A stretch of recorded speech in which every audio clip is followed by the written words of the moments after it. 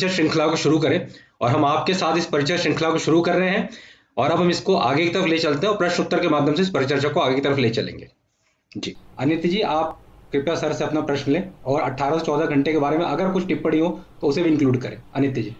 Sir 18 से 14 घंटे का ये जो है ये इस तरह से था कि हम अभी जब आपकी उसको प्रोफाइल वगैरह पे थोड़ी रिसर्च कर रहे थे तो पुनीत जी ने इसको देखा और हम इसको रिलेट थोड़ा बहुत कर पा रहे थे कि ये शायद आपकी जो हेलीकॉप्टर पायलट करते हैं ये उससे रिलेटेड होगा।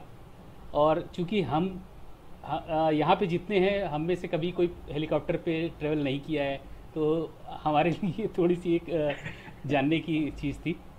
और शिक्षा दीक्षा और जो शुरुआती यात्रा आपकी रही उसके बारे में आपने हमें बताया। एक लाइन आपने अभी उसमें बीच में बोली कि बीजेपी की स्ट्रेटेजिक थिंकिंग थी और एक रीजनल पार्टी फ्लोट करने की।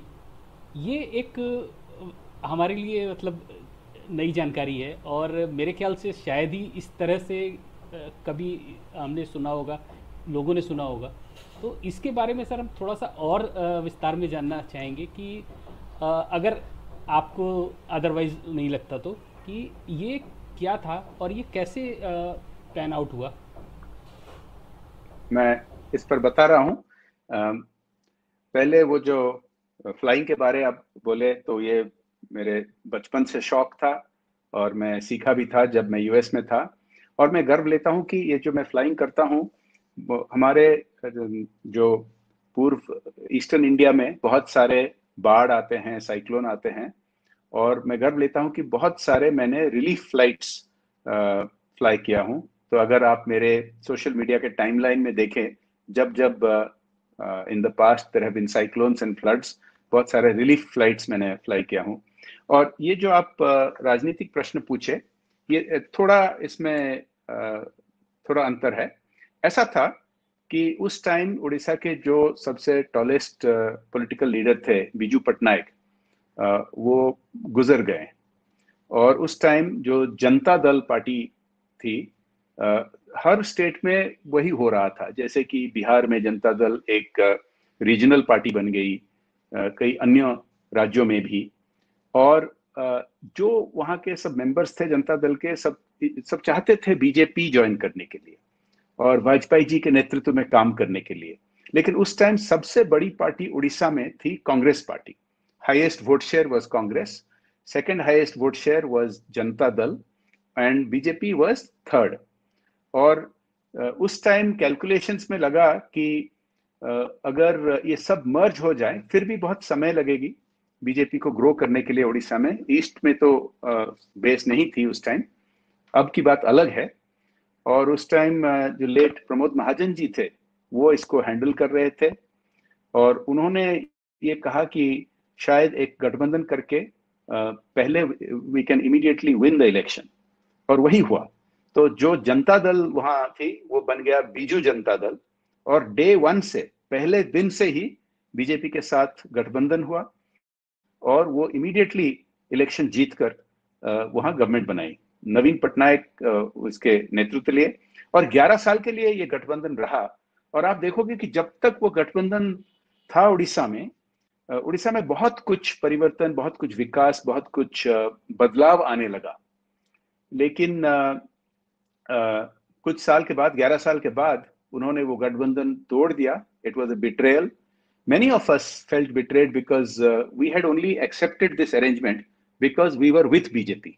And from day one, we were working together with BJP. In fact, I, as a youngster in my mid-30s, I went into Rajya Sabha. I was the floor leader and I was the coordinator for the NDA from Odisha. And so got the opportunity to work. सब जितने leaders हैं BJP के, वाजपेयी जी से लेकर, अडवाणी जी से लेकर, अरुण जेटली जी, सुषमा स्वराज जी, राजनाथ सिंह जी, उस समय वेंकैया नायडू जी भी थे। और जब नवीन पटनायक ने तोड़ दिए वो गठबंधन, lot of us felt betrayed.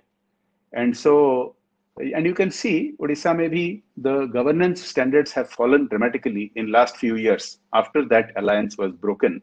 But in the meantime, BJP has grown dramatically in Odisha. We have got 8 parliamentary seats in the last election compared to 2014 में सिर्फ एक ही. तो और ये आप देख रहे हैं बंगाल में भी इस तरह का प्रगति हो रही है और नॉर्थ ईस्ट में भी. तो मेरे ख्याल में now the time is right that BJP will be forming government in all of these states on its own strength.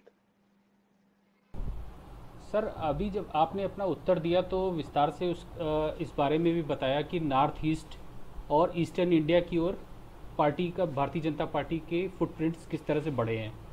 और साथ में एक लाइन भी आपने बोली थी कि जब स्वर्गीय प्रमोद महाजन जी इसके बारे में उड़ीसा के बारे में विचार कर रहे थे तो उस वक्त ये सोचा गया कि ईस्टर्न पार्ट में ऑफ इंडिया अब बीजेपी को फुटप्रिंट अपने जमाने में समय लगेगा, तो इसलिए रीजनल पार्टीज़ के थ्रू जाना चाहिए.